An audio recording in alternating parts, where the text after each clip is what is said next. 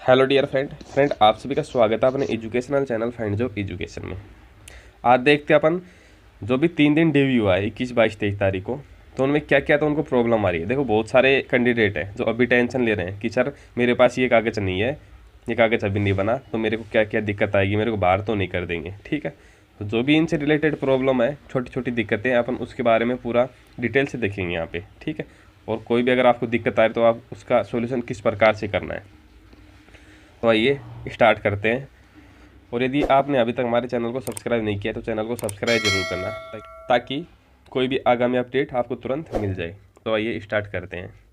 देखो, एक तो इसकी विज्ञापन संख्या, तो विज्ञापन संख्या पटवारी की है 01/2019। फिर मैं आपको कहना चाहूँगा कि आप विज्ञापन संख्या मत भरो, आप वहाँ के पे जाके वहाँ पे भर लेना। जिस जिस ब्लॉक में आपको सिक्योरिटी फॉर्म भरने में दिक्कत आ रही है, जिस जिस कॉलम में, आप उसको यहाँ पे ब्लैंक रखो। ठीक है, ब्लैंक लेके जाओ, वहाँ पे आप उसको भरना।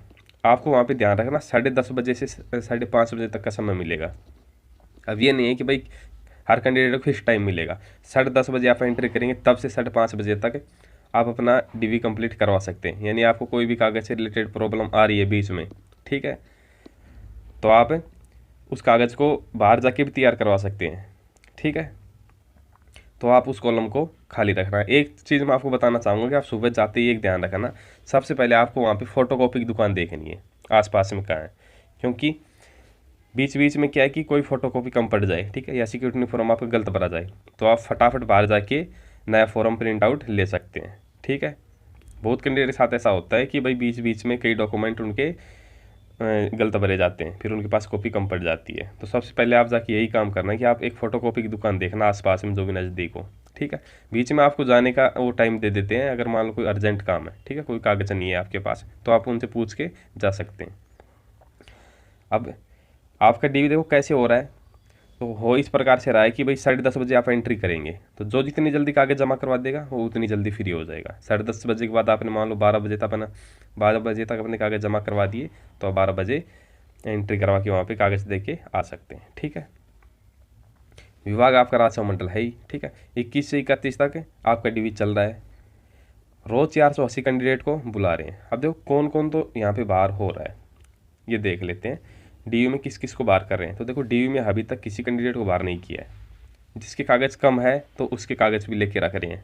ठीक है, उनके कागज़ भी प्राप्त कर रहे हैं, ले रहे हैं। जिसके कागज़ में ज़्यादा दिक्कत है तो उसको वापस ही भेज देते हैं ये। ठीक है, जैसे किसी के नाम में दिक्कत है तो आप जाके एफिडेविट बनवा सकते हैं वहाँ हाथ के हाथ भी, यदि आपके पास टाइम है, समय है, तब कोई करेक्शन है, नाम में करेक्शन है तब। तो देखो अभी तक तो कोई ऐसा कैंडिडेट नहीं है जिसको बाहर किया हुआ हो। अब कितने लोग प्रेजेंट हो रहे हैं पर डे, कितने लोग उपस्थित हो रहे हैं, तो देखो ये अपने को एक आंकड़ा मिला है। जो भी कैंडिडेट वहाँ पे ड्यू करवाने जा रहे हैं उन्हीं से अपने को एक आंकड़ा प्राप्त हुआ है कि भाई 21 तारीख को तो लगभग 466 कैंडिडेट प्रेजेंट हुए हैं। यानी कि रोज़ 10-12 कैंडिडेट एबसेंट हो रहे हैं रोज़। ये आंकड़ा है एबसेंट होने वालों का। अब ये एबसेंट होने वाले कौन है, तो ये वो लोग हैं जो पहले से ऑलरेडी सेलेक्टेड है। जैसे भाई ILDC में सेलेक्टेड है कोई, ठीक है, कोई मान लो रेलवे ग्रुप डी में या अदर वैकेंसी में सेलेक्टेड है, तो वो कैंडिडेट है जिन्होंने एग्जाम दिया है लेकिन वो अपना ड्यू करवाने नहीं आए हैं। ठीक है, तो रोज़ 10-12 कैंडिडेट एबसेंट हो रहे हैं। अब देखो सभी दस्तावेज आपको 2 प्रतियों में लिख के आने हैं। ये प्रति आप घर ही बना लेना, 2 सेट बना लेना सिक्योरिटी फॉर्म लगा के ही। जितने भी आपके पास डॉक्यूमेंट हैं जो उन्होंने दिए हैं उसमें डीवी के टाइम में, सभी की आपको 2-2 सेट बनाने हैं। 2-2 यानी फ़ोटो कॉपी बनानी है, ओरिजिनल नहीं लगाना किसी का। ठीक है, ओरिजिनल तो आपको सिर्फ वहाँ पर चेक ही करवाना है, दिखाना है कि हाँ मेरे पास इसका ओरिजिनल है, बाकी वहाँ पर जमा करवानी ओनली फ़ोटो कॉपी। अब देखो क्या क्या दिक्कत आ रही है, तो सबसे एक भारी दिक्कत आ रही है प्रपत्र में। कई कैंडिडेट पूछ रहे हैं कि सर मेरे को प्रपत्र 3 भरना है या मेरे को नहीं भरना है। तो देखो ध्यान से सुनना, प्रपत्र 3 सिर्फ उन्हीं को भरना है जिन्होंने इसका आवेदन होने से पहले, अब देखो पटवारी के आवेदन 2 बार हुए थे। एक तो हुआ था जनवरी 2020 में, ठीक है, एक हुआ था जुलाई 2021 में रीओपन, फिर से आवेदन हुआ था। तो आप ये डेट लेके चलो, जुलाई 2021। तो जिन्होंने जुलाई 2021 से पहले जस्ट पहले एग्ज़ाम दिया है अपनी ग्रेजुएशन का, ठीक है, इससे जस्ट पहले अपना एग्ज़ाम दिया है, लेकिन इसका रिजल्ट बाद में आया है, ये ध्यान देना। प्रपत्र 3 उनको भरना है जिन्होंने आवेदन यानी जुलाई 2021 से जस्ट पहले तो एग्ज़ाम दिया है, पर उसका रिजल्ट आया फाइनल ईयर का इसके बाद में, उनको प्रपत्र 3 भरना है। जिनका रिजल्ट इससे पहले आ चुका है जुलाई 2021 से पहले, फाइनल ईयर का, ठीक है, उनको नहीं भरना है प्रपत्र 3। फिर भी किसी को लग रहा है कि भाई मेरे साथ दिक्कत आ सकती है, तो उसको ये करना है कि ये प्रपत्र 3 है, सिर्फ इसी पेज का प्रिंट लेना आप, ठीक है, अलग से इसी पेज का प्रिंट लेना, और इसको क्या करना, अपने जहाँ से आपने फाइनल ईयर की है वहाँ से कॉलेज की प्रिंसिपल से इसको भरवा के ले जाना, ठीक है, साइन करवा के ना। यदि वहाँ पे वो मांगे तो दे देना, नहीं मांगे तो अपना पास रख लेना, कोई दिक्कत नहीं है, ठीक है। तो ये तो हो गया प्रपत्र 3 का। अब देखिए डियर, बात करें कास्ट सर्टिफिकेट की, ठीक है। सबसे ज़्यादा दिक्कत इसमें आ रही है, कास्ट सर्टिफिकेट कितना पुराना होना चाहिए। तो देखो, किसी के पास नया है तो पुराना नहीं है, और किसी के पास पुराना है तो उन्होंने नया बनवाया नहीं है। तो मैं इसमें आपको साफ साफ एक बात बता देता हूँ, जिनके पास नया है, ठीक है, हाबी का करंट का 2021-2022 का, तो कोई दिक्कत नहीं है, आपका दौड़ेगा, आपको घबराने की कोई आवश्यकता नहीं है, ठीक है। जिनके पास नया नहीं है तो उनके पास यदि विज्ञप्ति के समय का यानी 2019 के बाद तक का है तो भी उनको कोई टेंशन करने की आवश्यकता नहीं है, आप नो टेंशन रहो, आपका भी चलेगा, ठीक है। आप नया मत बनवाओ, अभी समय नहीं है तो कोई दिक्कत नहीं है, चल जाएगा आपका, विज्ञप्ति के समय का है तब। ओबीसी सर्टिफिकेट कितना पुराना होना चाहिए, तो देखो गवर्नमेंट का रूल है कि भाई ओबीसी सर्टिफिकेट 1 साल पुराना होना चाहिए, यानी कि जब इसका आवेदन हुआ था उससे जस्ट 1 साल पहले का, ठीक है। और आप एफिडेविट लगवा के इसका टाइम बढ़वा सकते हैं, 2 साल और बढ़वा सकते हैं। कंप्लीट 3 साल होता है इनका, जो वैलिडिटी टाइम होता है 3 साल होता है, 1 साल तो गवर्नमेंट रूल के अनुसार होता है, 2 साल आप बढ़वा सकते हैं, ठीक है। अब देखिए एक ज़्यादा दिक्कत आ रही है कि भाई आय प्रमाण पत्र किसे लगाना है किसे नहीं लगाना, ये भी आप साफ साफ देख लो। तो जिन्होंने फॉर्म भरा, ठीक है, जिन्होंने पटवारी का आवेदन किया, उस समय अपनी जो इनकम है 2.5 लाख से कम दिखाई, उनको तो इनकम सर्टिफिकेट बनवाना है, और जिन्होंने नहीं दिखाई उनको नहीं बनवाना है, उनको बनवाने की कोई आवश्यकता नहीं है। एक है कि भाई 1 पेज का बनवाए या 4 पेज का बनवाए, तो फिलहाल देखो 4 पेज का ही चल रहा है, ठीक है ना। आपको जो इसका फॉर्मेट मिलेगा वो 4 पेज में ही है, लास्ट के 2 पेज में राजपत्रित अधिकारी है उनके द्वारा इसका साइन किया जाता है, ठीक है ना। 1 पेज वाला है तो वो भी चल जाएगा, लेकिन अभी जो चल रहा है फिलहाल वो 4 पेज वाला ही चल रहा है, ठीक है ना। अब देखिए और दिक्कत क्या आ रही है भाई, कक्षा 10 से स्नातक, ठीक है, इसकी मूल तालिका और प्रमाण पत्र, तो ये सारे कागज आपको लेके जाने हैं। 10वीं का हो गया मैन, तो 12वीं का हो गया, और तीनों ग्रेजुएशन की मार्कशीट। इसके अलावा यदि आपके पास कोई और डॉक्यूमेंट नहीं है तो कोई दिक्कत नहीं है, 10th 12th और जो ग्रेजुएशन की तीनों ईयर की मार्कशीट है वो, ठीक है, वो लेके जानी है। अब कईयों की दिक्कत ये कि 10वीं का और 12वीं का हमारा प्रमाण पत्र और अंक तालिका एक ही है, तो ये 2012 से पहले 2010 या 2012 से पहले दोनों अलग अलग आते थे, उसके बाद ये दोनों एक ही सर्टिफिकेट में आते हैं, अंक तालिका भी उसी में आती है और जो आपका प्रमाण पत्र है वो भी उसी में आता है। ग्रेजुएशन की डिग्री अलग आती है, ठीक है, और उसकी अंक तालिका अलग आती है, ये ध्यान देना। स्नातक की डिग्री चाहिए या फिर प्रोविजनल प्रमाण पत्र चाहिए। तो देखो यदि डिग्री नहीं है तो आपका ये प्रोविजनल ये भी अप्लाई है, ये भी मान्य है, कोई दिक्कत नहीं है, ठीक है। अब देखिए बात करें कि भाई कईयों के क्या है कि ये बहुत बड़ी मिस्टेक है, भाई मेरे नाम में मिस्टेक है, पिता के नाम में, ठीक है, या मेरी जन्म दिनांक में। जन्म दिनांक में ज़्यादा मिस्टेक नहीं आती, ज़्यादा आती है उनके उपनाम में। जैसे किसी का नाम है राजेंद्र शर्मा तो उनके नाम के आगे शर्मा नहीं है, ठीक है ना, ऐसे दिक्कत आती है। उनके नाम के आगे शर्मा नहीं है, किसी के वर्मा नहीं है, ठीक है, या किसी की RSCIT में सिर्फ नाम है, उपनाम नहीं है। तो इसके लिए देखो सिर्फ इसका सीधा सीधा एक सॉल्यूशन है, आप एफिडेविट लगवाओ, एफिडेविट बनवाओ आप कोर्ट में जाके कि मेरे जो भी मार्कशीट है RSCIT की हो या फिर 10वीं 12वीं की हो, मेरी इस मार्कशीट में ये नाम है, ठीक है, तो ये मेरा नाम आधार कार्ड के अनुसार ये होना चाहिए था, ठीक है। ऐसे आप एक एफिडेविट बना दो, वो लगवा दो, आपको कोई दिक्कत नहीं आएगी बिल्कुल भी। अब देखिए डियर बात करें कि भाई RSCIT है तो इसमें आपको रोल नंबर भरना है या फिर लर्नर कोड भरना है। तो यदि आपने रोल नंबर भर दिया है तो भी कोई दिक्कत नहीं आएगी, लर्नर कोड भरा है तो भी कोई दिक्कत नहीं आएगी, ठीक है ना। वो ये कोड इसलिए भरवाते हैं, नंबर इसलिए भरवाते हैं कि उनको भाई मैच कर सकें आपकी ओरिजिनल सर्टिफिकेट से, इसलिए भरवाते हैं ना। तो आपने यदि रोल नंबर भरा है तो भी कोई दिक्कत नहीं है, लर्नर कोड भरा है तो भी कोई दिक्कत नहीं है। मूल निवास ये कितना पुराना होना चाहिए, तो ये देखो डिजिटली होना चाहिए, फ़ोटो वाला, चाहे वो आपका 7 साल पुराना हो या 5 साल पुराना हो, कोई दिक्कत नहीं है। कैरेक्टर सर्टिफिकेट कौन कौन से चाहिए, तो देखो ये तो नेसेसरी है कि आपका जो अंतिम शैक्षणिक संस्थान का चरित्र प्रमाण पत्र है वो तो नेसेसरी है, वो तो आपको लेके ही जाना है, ठीक है ना। अब इसमें बहुत भारी दिक्कत है, कईयों ने क्या है कि जो ग्रेजुएशन किया है वो नॉन कॉलेज किया है, तो उनको क्या करना है, उनको अपना 12वीं का कैरेक्टर सर्टिफिकेट लेके जाना है, कईयों ने जिन्होंने बीएड की है तो उन्होंने अपना कैरेक्टर सर्टिफिकेट और कॉलेज में जमा करवा दिया, तो उनको अपना बीएड वाला लेके जाना है, ये ध्यान रखना है। ठीक है, इसमें आपको कोई दिक्कत नहीं है कैरेक्टर सर्टिफिकेट में।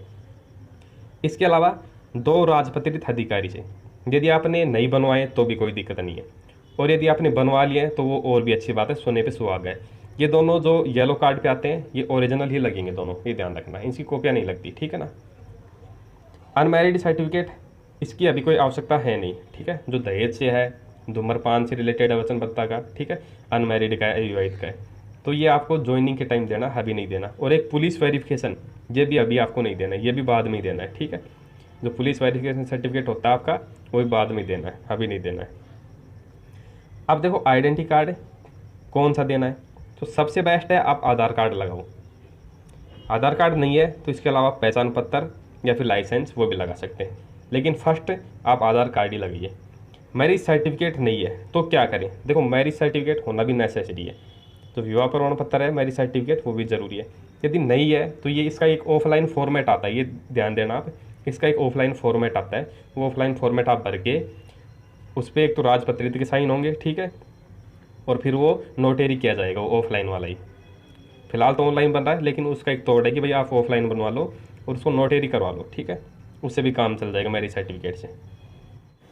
अब देखिए डियर, एक दिक्कत है जो हमारी बहनें हैं, विधवा या परित्यक्ता, ठीक है, उनको भी एक दिक्कत आ रही है कि उनके पास डेथ सर्टिफिकेट भी है। ठीक है, विधवा परित्यक्ता का ये भी प्रमाण पत्र है, लेकिन उनकी शादी जो पहले हुई थी, ठीक है, उसका सर्टिफिकेट नहीं है उनके पास।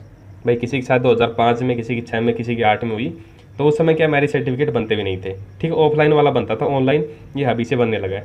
तो वो क्या करें, तो उनके लिए मैंने जो भाई पहले बताया कि आप ऑफलाइन वाला बनवा लें, अभी भी सबसे बेस्ट ऑप्शन है कि आप ऑफलाइन बनवा लें और उसकी नोटेरी करवा लें। ठीक है, मैरिज सर्टिफिकेट की सबसे बेस्ट आपके लिए ये रहेगा।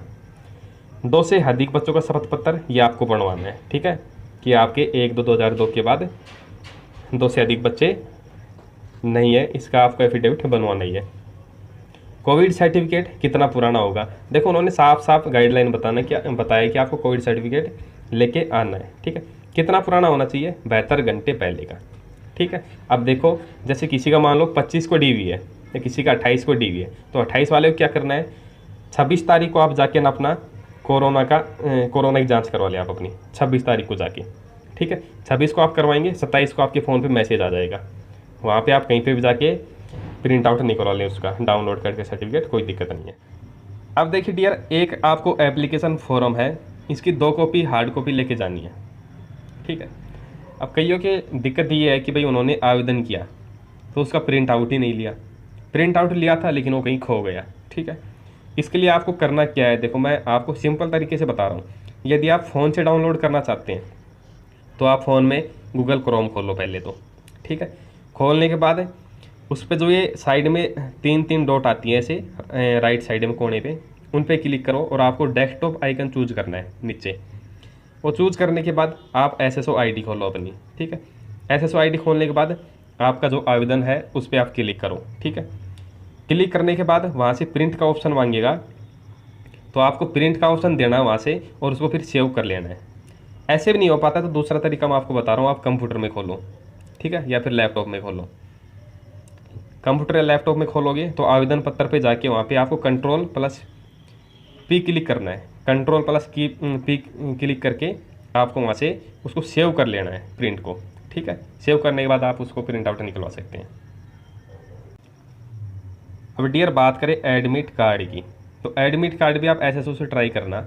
यदि SSO से नहीं निकल पाता है तो भी कोई दिक्कत नहीं है, आपको वहाँ से भी एडमिट कार्ड प्राप्त हो जाएगा DV के टाइम में। पोस्टल ऑर्डर, तो भाई ये देखो पोस्टल ऑर्डर आपको सिर्फ 100 रुपये का लेना है। एक पे आपको 100 रुपये का ओरिजिनल लगाना है, एक पे आपको उसकी फ़ोटो कॉपी करके लगानी है। ठीक है, एक इसकी कॉपी करवा के रखना, एक पे आपको इसकी कॉपी लगानी है। अब देखो कुछ लोगों की एक दिक्कत ये भी आ रही है कि सर इस तारीख को मेरा कोई एग्ज़ाम है, ठीक है ना, जब मेरा DV है उसी डेट को मेरा एग्ज़ाम है, तो मैं प्रेजेंट नहीं हो पाऊँगा, तो मैं क्या करूँ। तो देखो इसके लिए आप ये करना कि आपके जो लास्ट 2 दिन है, आपकी DV के लास्ट के 2 दिन है, मार्च के 31 मार्च को और 31 मार्च को जो रिजर्व डे है, तो आप उसमें जाना, आपका DV हो जाएगा, कोई दिक्कत नहीं है। ठीक है, इसके लिए भी आपको कोई दिक्कत नहीं आएगी। यदि कागज़ में कोई छोटी मोटी दिक्कत आती है तो आप वहाँ पे जल्दी जाना, ठीक है। कोई वहाँ पे आपको छोटी मोटी दिक्कत आती है, एफिडेविट से रिलेटेड दिक्कत आती है, तो आप बाहर फटाफट जाओ, कहीं कोर्ट कार्ट में वहाँ पे बनवा सकते हो, ठीक है। आपको डॉक्यूमेंट से रिलेटेड किसी भी दिक्कत में बाहर नहीं किया जाएगा। डियर फ्रेंड, यदि आपको इसके अलावा कोई दिक्कत हो तो आप हमें कमेंट करके ज़रूर बताना, आपकी समस्या का पूरा पूरा हल किया जाएगा। यदि वीडियो अच्छा लगा हो तो चैनल को लाइक और सब्सक्राइब ज़रूर करना, ताकि कोई भी आगामी अपडेट हो आपको तुरंत मिल जाए। Thank you friend.